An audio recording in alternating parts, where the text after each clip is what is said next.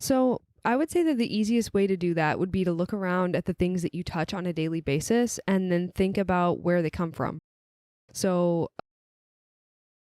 a nurse is a great example because there's a lot of really easily available options for sales, right?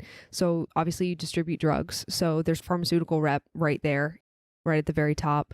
On another level would be the equipment that you use because you're familiar with it, and medical sales of medical equipment is a very good job, often pays extremely well. And for a lot of people it's going to be mostly phone calls. You're not going to be in places very often.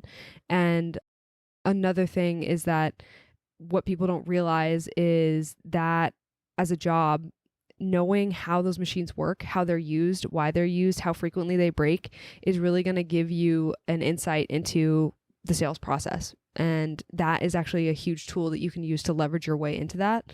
Another example would be if there's somebody that brings supplies, even that sells your gauze. There's a distributor that does that, and you can look into that and see if there's roles available there that you have a unique view of what gets used, how it gets used, where it gets used, what department uses it the most.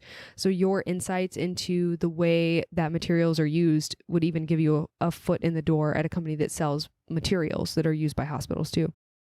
Another example, probably last one, would be the software that you use to keep track of your patients or log notes that your hospital uses. There's somebody sold a hospital that software, and that's a decent contract right there. That's money.